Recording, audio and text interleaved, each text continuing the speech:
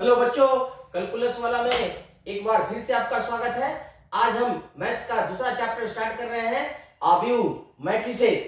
Matrices एक बहुत ही important chapters है। इससे आपके बोर्ड में बहुत सारे क्वेश्चंस आते हैं और ये हाई स्कोरिंग चैप्टर्स है, तो इसको ध्यान से पढ़िएगा। ये बहुत ही सिंपल, सरल और आसान सा एक्सरसाइज है, चैप्टर्स है। इसमें बहुत सारे और भी एक्सरसाइज आएंगे।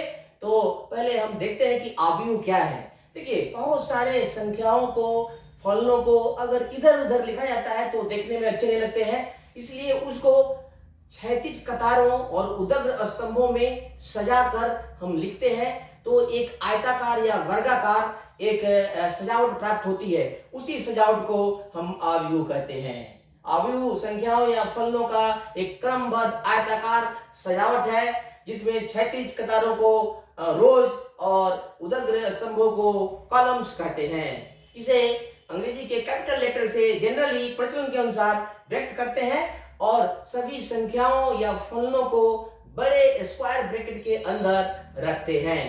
तो पहले हम अवयव को परिभाषित कर लेते हैं और फिर आगे का। इस मैट्रिक्स का कोई संख्यात्मक मान नहीं होता है, यह एक सजावट है। संख्याओं को सही तरीका से क्रमबद्ध रूप में लिखने का एक तरीका है। इसका कोई संख्यात्मक मान नहीं होता है बच्चों, याद रखना। ये आता भी है कि अवयव का एक संख्यात्मक मान होता है। सही है कि गलत? तो गलत है, संख्यात्मक मान नहीं होता है। आगे पढ़ेंगे सारणिक, डिटरमिनेंट।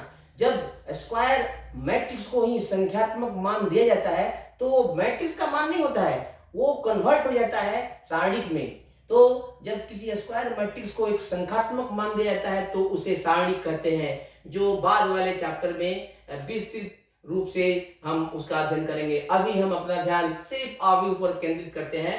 तो अवयव को परिभाषित कर लेते हैं। बहुत सिंपल है, यह एक सजावट है।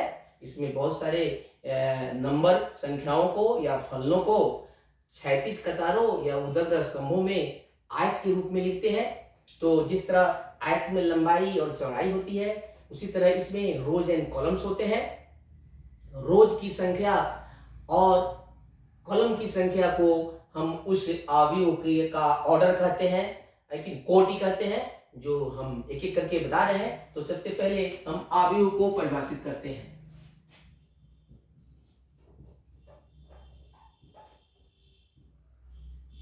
मैट्रिक्स, मैट्रिसेस, अनेक संख्याओं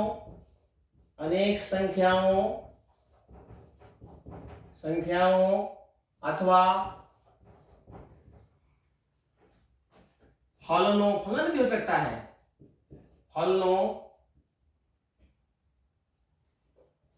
का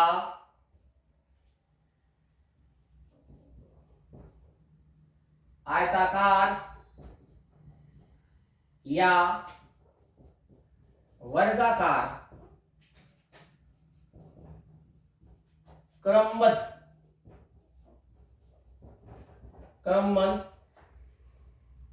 पंक्तियों एवं उदग्र स्तंभों में सजावट को ही मैट्रिक्स कहते हैं। मैट्रिक्स कहते हैं। इसका कोई संख्यात्मक मान नहीं होता है बच्चों, नहीं होता है। ठीक है, इसे कैपिटल लेटर से डिनोट करते हैं। जैसे मैं कुछ संख्याओं को मैट्रिक्स के रूप में लिखता हूं, इससे क्लियर हो जाएगा कि मैट्रिक्स को कैसे लिखते हैं।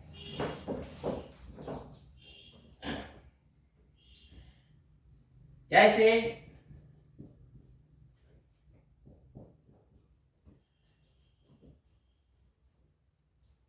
6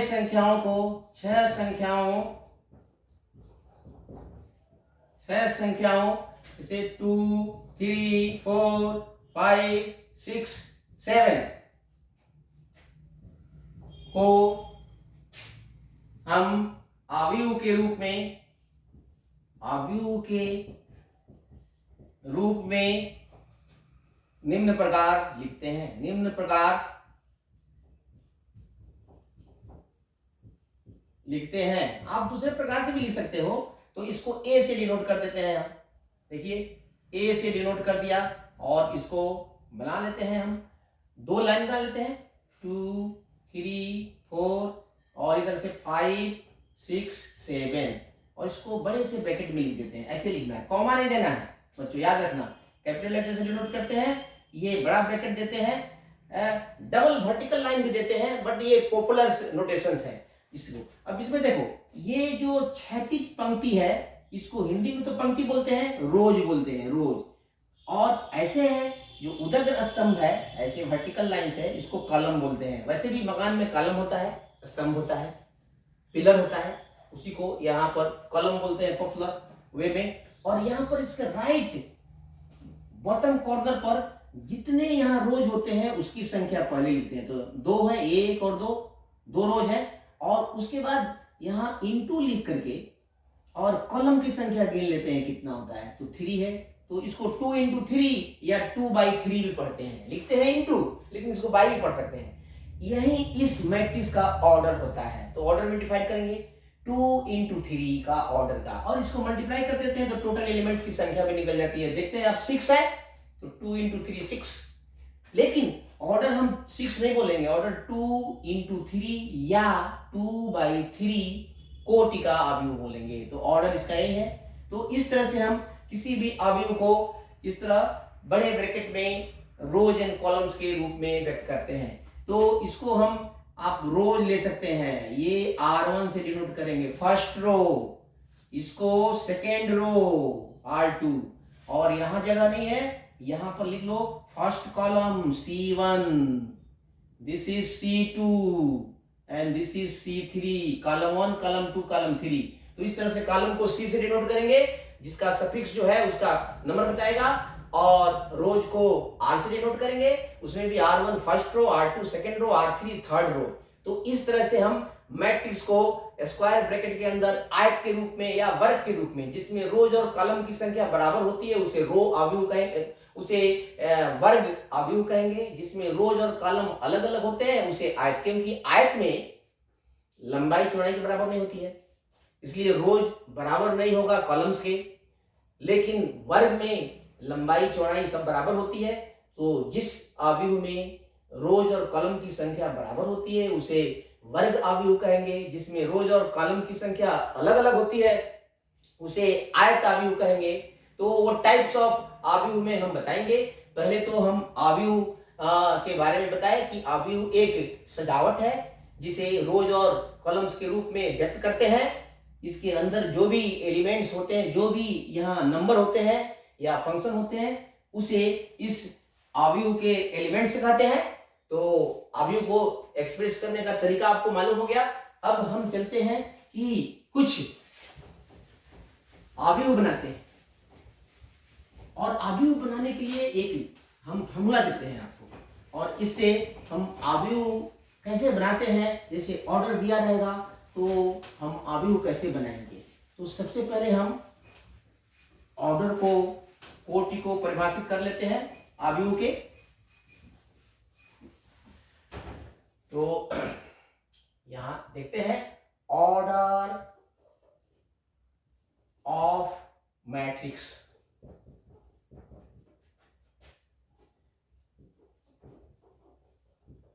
अवयव की कोटि,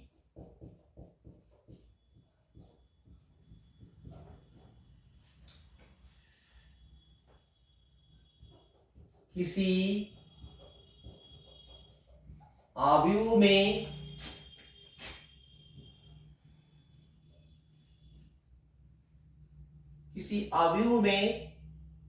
रोज की संख्या क्रॉस कॉलम की संख्या, कॉलम्स की संख्या यानी m इंटू n, जहां m रोज की संख्या है और n कॉलम की संख्या है, m इंटू n को ही कोटि कहते हैं, कोटि कहते हैं। जैसे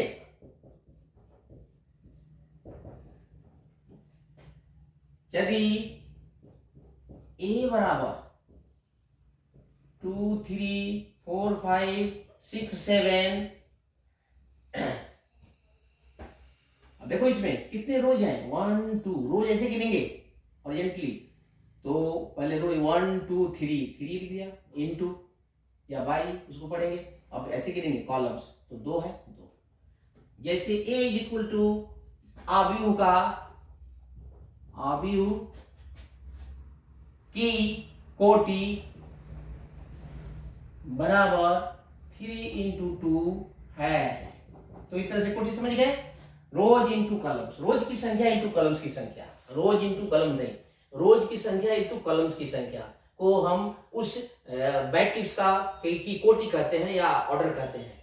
ठीक है, अब हम इसको एक फॉर्मूला द्वारा एक्सप्रेस करते हैं कि अगर किसी मैट्रिक्स की कोटि दी गई हो तो हम मैट्रिक्स कैसे निकालते हैं, इसके लिए फॉर्मूला बता देते हैं।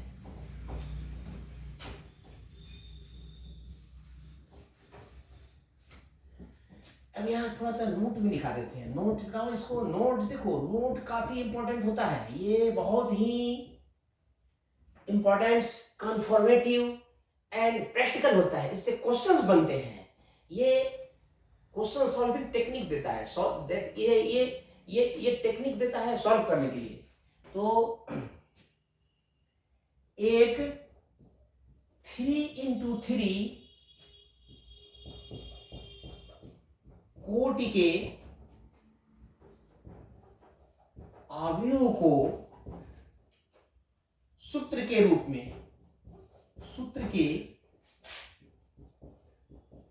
में निम्न प्रकार लिखते हैं। देखो बेटे, ये बहुत इंपॉर्टेंट है इसको समझना। a इज इक्वल टू, अब इसमें कितना है, 3 रोज होंगे, ऐसे 3 तो लिख लो, a11 a12 a13 a21 a22 a23 और यहाँ पर a31 a32 a33। देखो ये समझना बहुत आसान है। तो इसमें 3 रोज हो गए और 3 कॉलम्स भी है, तो 3 लिख दिया, तो ये 3/3। अब देखो यहाँ प्रत्येक एलिमेंट्स के आगे 2-2 सफिक्स लिखे हुए हैं, तो ये बहुत आसानी से हम पहचान सकते हैं कि कोई पार्टिकुलर एलिमेंट किस रो में और किस कॉलम्स में है, मतलब उसका सही सही पोजीशन हम इस सफिक्सेस से पता लगा सकते हैं। जैसे इसको देख ले, जैसे इसको देखो, इसको A32 बोलेगा कि A32 किस रोज में है, तो 3rd रोज में है, और किस कॉलम में है, सेकंड। देख लो 1 2 3 और 1 2, तो इस तरह से सफिक्सेस से पता चलता है कि उसका पोजीशंस कहाँ है, किस रो और किस कॉलम में है। तो इसको हम लिख सकते हैं कि देखो A32 का मतलब होता है तीसरे रो तथा दूसरे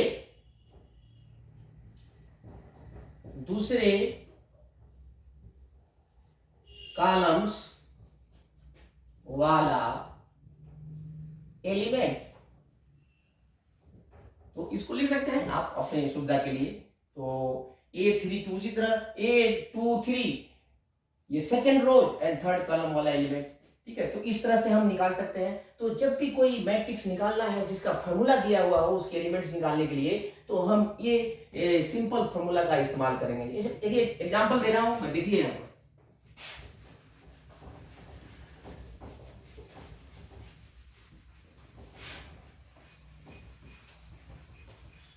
बहुत आसान है।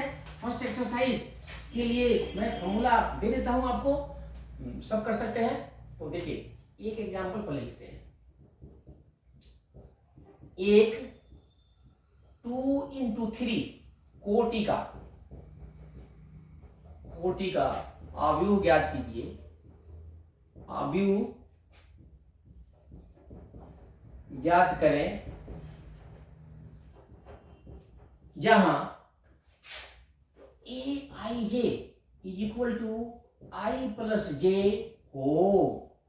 देखो बच्चे, ये ए आई जे जब स्मॉल ए दिखा हुआ है तो एलिमेंट्स हैं, तो ये ith रो और jth कॉलम का एलिमेंट है। तो इसका फॉर्मूला है, पहला दूसरा समझना, ए i J means I plus जे। तो सबसे पहले जो इसका सॉल्यूशन होगा तो देखो कैसे बढ़ेंगे। तो सबसे पहले फॉर्मूला के रूप में कोटि देख करके, ऑर्डर देख करके A11 A12 के रूप में इस मैट्रिक्स को हम ले लेंगे, सपोज कर लेंगे, लेट कर लेंगे। तो मान लेते हैं कि माना कि 2 into 3 कोटि का आव्यूह ए बराबर, ये लिख लेते हैं यहां पर। तो इसमें कितना है, 2 रोज है और 3 कॉलम्स है। तो देखिए A11 first row first column, first row second column, first row second column. इसमें कॉलम कितने हैं, 3 कॉलम है और 2 रो है। तो एक और ऐसे कॉलम लेंगे तो 3 एलिमेंट लेंगे। A13 ये हो जाएगा। अब सेकंड रो लेंगे तो इसको A2, पहला 2 होगा सेकंड रो, ये फर्स्ट रो था तो फर्स्ट सफिक्स 1 1 था, ये बदल रहा था। इसमें सेकंड रो है तो 2 लेंगे, A21 A22 A23। इसमें कितने रो है, 2 और कितने कॉलम है, 3। तो इसको हमने मान लिया कि यही हमारा 2 into 3 कोटि का आव्यूह है। अब यहाँ एलिमेंट्स का वैल्यू नहीं दिया हुआ है, इसके लिए फॉर्मूला दिया हुआ है। तो इस फॉर्मूला से इस सभी एलिमेंट्स का एक एक वैल्यू निकाल लेंगे और फिर यहां रख देंगे तो आसानी से इस आव्यूह का वैल्यू आ जाएगा। तो अब देखते हैं कि since a i j is equal to i plus j, अब एक एक करके इसका वैल्यू निकालते हैं। इसलिए A11 बच्चों यहां देखो, ए इसको आई को पहला और दूसरा, तो ए i j is equal to पहला प्लस दूसरा, तो A11 इज इक्वल टू पहला 1 है दूसरा भी 1 है, तो कितना आ गया, 2। A12 is equal to 1 plus 2 that is 3। ठीक है, इसी तरह इसका भी निकालेंगे। A1 plus 3 is equal to 4। फिर इसका वैल्यू निकालेंगे। A21 2 plus 1 is equal to 3। फिर एक और निकाल लेंगे यहां पर, इसका value A22 is equal to 2 plus 2, पहला प्लस दूसरा that is 4। A23 is equal to 2 plus 3 is equal to 5। अब सब एलिमेंट्स का वैल्यू निकल गया, तो अब सीधे यहाँ पर ये फर्स्ट में रख देंगे तो ये आपका आव्यूह निकल जाएगा। तो इस तरह से हम किसी भी आव्यूह की रचना कर सकते हैं यदि उसके एलिमेंट्स का फॉर्मूला और ऑर्डर दिया हुआ है। अब यहां पर रख देते हैं वैल्यू इसका।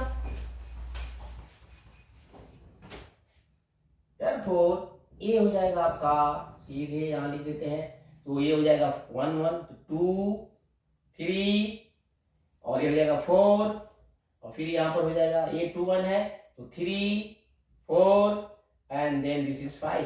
तो दिस इज, ये आपका 2 into 3 का आव्यूह आ गया। तो इस तरह से हम आव्यूह निकाल सकते हैं। अब एक और क्वेश्चन आता है कि किसी आव्यूह को हम कितने तरह से लिख सकते हैं। तो इसके लिए भी एक नोट्स बना देते हैं कि नोट में ही लिखा देते हैं। ये बहुत सिंपल है। n अवयव वाले सभी आव्यूहों की संख्या, आव्यूहों की संख्या या, चलो इधर लिखते हैं, संख्या या ऑर्डर्स माने जितने आव्यूह होंगे उनके ऑर्डर्स की संख्या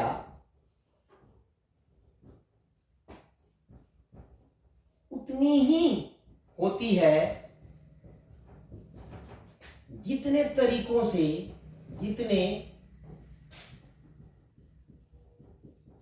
से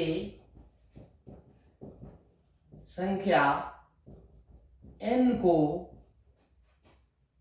दो संख्याओं के गुणा के रूप में व्यक्त कर सकते हैं। जैसे देखो 12 अवयव वाले अवयवों की संख्या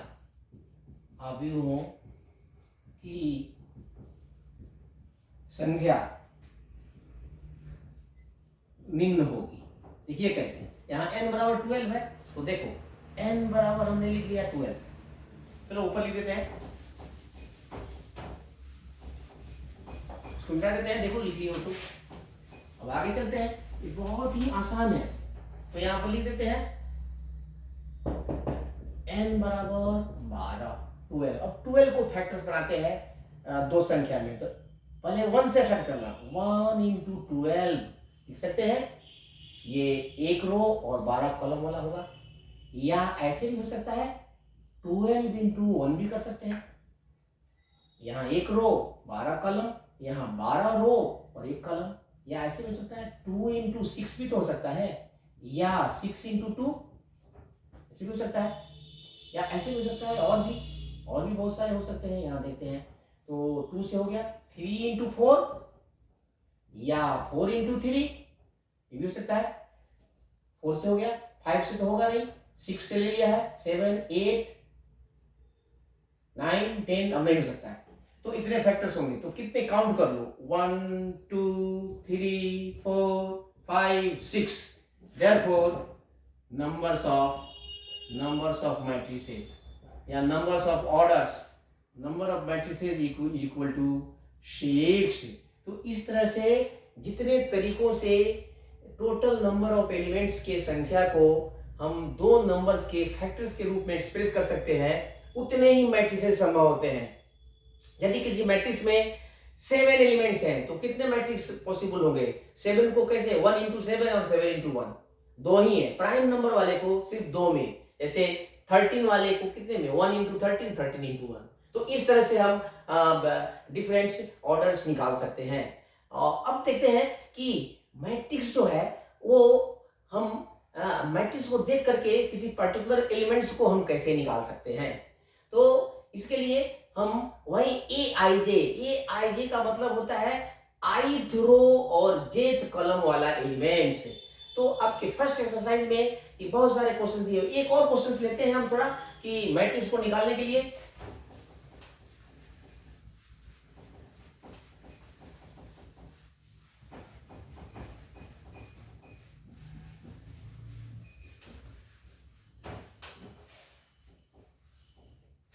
नेक्स्ट एग्जांपल,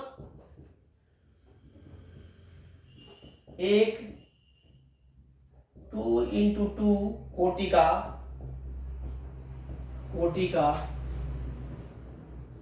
अवयव ज्ञात करें जिसमें aij equal to i minus j का होल स्क्वायर हो। इस तरह निकालना है। तो इसका भी देखो सोल्यूशन, इसका सोल्यूशन होगा आपको, सबसे पहले हम कोटि देख करके 2 into 2 का मैट्रिक्स सपोज कर लेते हैं।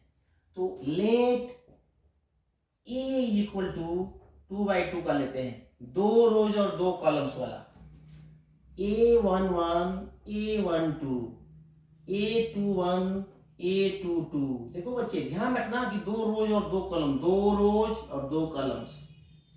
फर्स्ट रो में सभी का फर्स्ट सफिक्स 1 होगा और दूसरा सफिक्स बदलेगा। सेकेंड रो में ये फर्स्ट वाला 2 रहेगा, दूसरा वाला बदल जाएगा। ये 2 into 2 का अवयव है। अब इस फॉर्मूला से इसका वैल्यू निकाल लेते हैं। क्योंकि ए आई जे इक्वल टू दिया हुआ है I minus J whole square. तो अब ये A11 क्या हो सकता है, 1 minus 1 whole square that is 0। A12 that is 1 minus 2 whole square, तो ये हो जाएगा 1 minus 2 minus 1 whole square that is 1। अब यहाँ देखते हैं A21, तो ये 2 माइनस 1 का होल स्क्वायर, तो 1 का होल स्क्वायर 1 आ जाएगा। A22, तो ये हो जाएगा 2 माइनस 2 होल स्क्वायर, तो ये हो जाएगा 0। अब सभी एलिमेंट्स निकल गए, तो अवयव को हम आसानी से लिख सकते हैं। तो लिख देते हैं कि फर्स्ट इक्वेशन से, तो इस तरह से ये आपका एनसीईआरटी का फर्स्ट एक्सरसाइज हो जाएगा। इससे बहुत इजीली सभी क्वेश्चंस हो जाएंगे। इसलिए a इक्वल टू हम लिखेंगे यहाँ वैल्यू रख करके, तो A11 का वैल्यू 0, यहाँ 1, AB1 और 0, और इसका ऑर्डर है 2 into 2। देखो ये बहुत ही इंपॉर्टेंट से एक अवयव है 2 into 2 का। तो इस तरह से हम यदि एलिमेंट्स लिखने का फॉर्मूला पता है तो हम उस अवयव को निकाल सकते हैं। यदि हमें अवयव दिया हुआ है तो एलिमेंट्स को भी देख के निकाल सकते हैं। और दूसरा फॉर्मूला बताया कि एलिमेंट्स की संख्या अगर मालूम है तो कितने पॉसिबल्स अवयव होंगे उसकी संख्या भी हम निकाल लेंगे बहुत आसानी से। उसको दो दो संख्या के फैक्टर्स के रूप में एक्सप्रेस कर देते हैं, और जितने फैक्टर्स होंगे उतने ही अवयव संभव होंगे या उतने ही ऑर्डर संभव होंगे। तो आज हमने अवयव का परिभाषा दिया, अवयव के बारे में बताया, और कैसे अवयव की रचना की जाती है ये बताया, उसके कोटि के बारे में बताया। अब अगले वीडियो में मैं अवयव के टाइप्स के बारे में बताऊंगा, और उससे संबंधित मैथमेटिकल्स जो है ऑपरेशंस, जो प्रक्रिया एडिशन सब्ट्रैक्शन होता है उसको बताऊंगा। तब तक के लिए बच्चों गुड नाइट।